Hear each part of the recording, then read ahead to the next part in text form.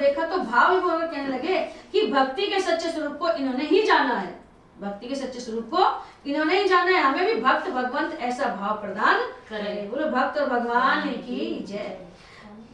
अपने आंटी वकील जी उनको बीच में बैठो।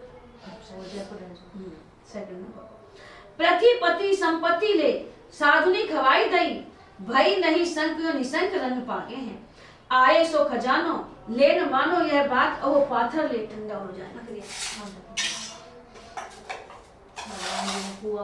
अरे हमारी जब कथा पूरी हो ना, जब अपने आप ही कोई चूरमा लगा कोई कुछ लगा, सब प्रसाद अपना आप ही आ जाए। भागवत हुई एक बार से, आए सो खजानो ले न मानो यह बात, और पाथर ले भरे आप आधी निसी भागे हैं, रुक्का लिखी डाले दाम गटके ये संतरी ने, याते हम सटके हैं चले जब जागे हैं, पहुंचे हुजूर भूप खोले के संदूक देखे, पेके आंख कागज में रीझी अनुरागे। श्री सूरदास ने तहसील वसूल से प्राप्त बादशाह अकबर की सारी संपत्ति साधु संतों को खिला पिलाकर बराबर कर दी। ऐसा करने में आपको न तो कुछ शंका हुई और न बादशाह का भय लगा। इसका कारण यह था कि आप निशंक और निर्भय जो प्रेम रंग में उसमें रंगे थे, सराबोर थे। जो प्रेम में, जब भगवान के प्रेम में रंग जाए तो उन्हें कोई डर रहे न कोई भय रहे। बादशाह की आज्ञा से वित्त विभाग के अधिकारीगण दिल्ली से खजाना लेने के लिए संडीले को आए और बोले कि आप राजाज्ञा को मानिए, खजाना भेजिए, जो पैसे और धन दीजिए। आपने स्वीकार कर संदूकों में कंकड़ पत्थर भर दिए, खजाना तो खाली कर दिया संतन की सेवा में, अब वो मांग रहे तो कंकड़ पत्थर भर दिए। साथ ही संदूकों में एक पत्र रख दिया, सब संदूकों में एक पत्र रख दिया, जिसमें लिख दिया कि संडीले की कुल आय 13 लाख हुई, उसे सब साधुओं ने मिलजुल कर गटक लिया है। इसी से अब हम चुपचाप श्री वृंदावन को जा रहे हैं, छोड़ के संदूकों को ताले लगाकर उन्हें दिल्ली को भेज दिया और आधी रात को जागते आप वृंदावन की ओर भाग चले। संदूकें दिल्ली पहुंची और बादशाह के सामने खोली गई तो उनमें रुपयों के स्थान पर कंकड़ पत्थर भरे मिले और एक पर्चा मिला, जिसे पढ़कर बादशाह श्री सूरदास की भक्ति पर रीझ गया तथा वे भी प्रेम में डूब गए। और कोई सुधर नहीं, तो हमें तुम कर दियो सब, चल जेल में, और वो रीझ गया। बताई थी ना, साधु संतों को खर्च कर दिया, अब तो वहां बस प्रथम वृंदावन पहुंच। तब पर हर कोई थोड़ी मान सके, साधु ने खवाई दी।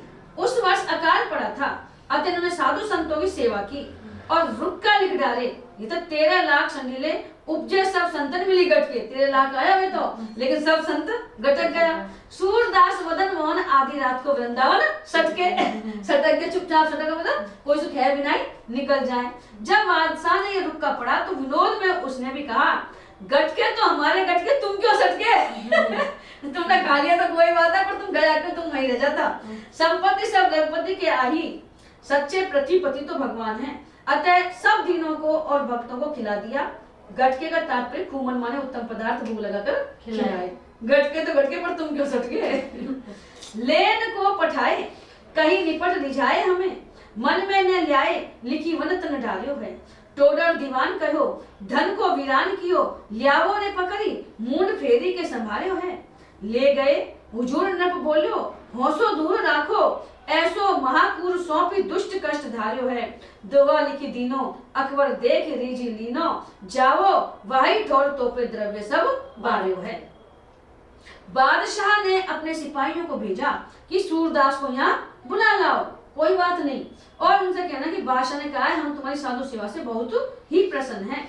बादशाह की यह बात श्री सूरदास ने नहीं स्वीकार किया। उत्तर में लिख भेजा कि मैंने इस शरीर को लाकर वृंदावन में डाल दिया है, अब अन्यत्र ले जाने में समर्थ नहीं हूँ। मैंने समर्पण कर दिया है, मैंने समर्पण कर दिया है, अब मैं कहीं आने जाने लायक नहीं हूँ। इस पर बादशाह ने तो कुछ नहीं कहा, परंतु वित्त मंत्री टोडरमल ने पुनः सिपाहियों को आज्ञा देते हुए कहा कि सूरदास ने सरकारी धन को नष्ट कर दिया है, इसलिए तुम उसे जाकर पकड़ कर लाओ। ए भक्त था ना वो, ए भक्त मूढ़ मंत्री ने इन्हें फिर पकड़ मंगाया।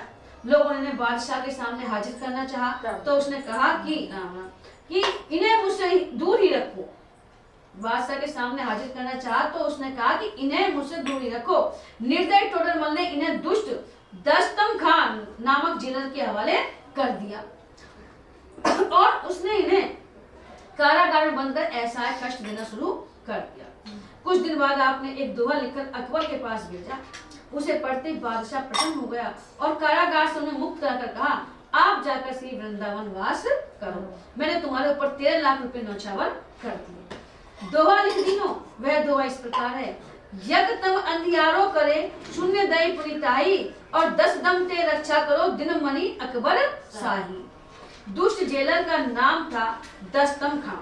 इसी पर इन्होंने व्यंग किया कि एक तम, अंधकार। 10 तम का है ना, 10 अंधकार, एक तो एक तम अंधकार तो संसार भर में अंधेरा ही अंधेरा कर देता है, और मेरे पाले तो 10 तम अर्थात 10 अंधकार पड़ गया। 10 तम का नाम हो ना, एक अंधकार ही पूरे संसार में अंधेरा कर दे तो ये तो 10 अंधकार है। तो जैसे अंधकार का नाश सूर्य से होता है, उसी प्रकार ये सूर्य सदृश अकबर साहब, अकबर छुट्टी बनाती हो, तुम इस 10 तम से मेरी रक्षा करो। सूरदास लिखते हैं, अर्थात मुझे इसके जुल्म से बचाओ।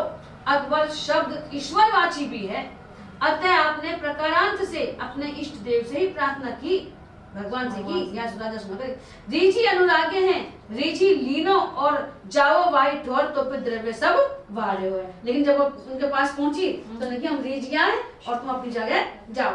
इन वाक्यों से अकबर का भक्त होना भी सिद्ध है। अकबर भक्त हो वैसे, अतः भक्त से प्रार्थना की। भक्तों की कृपा से भक्तजन कष्टों से मुक्त होना नहीं चाहते हैं। मुख्य उद्देश्य संत एवं दीनों की सेवा थी, अतः उत्तम भक्ति मानी गई। आए वृंदावन मन माधुरी में भीजी रहो, कहो जोई पद सुनियो रूप रस रास है। जादिर प्रगट भयो गयो सत जोजन पे, जन पे सुनत भेद बाड़ी जग प्यास है। सूर द्विज दिज निज महल टहल, पाए चहल पहल ये जुगल प्रकाश है।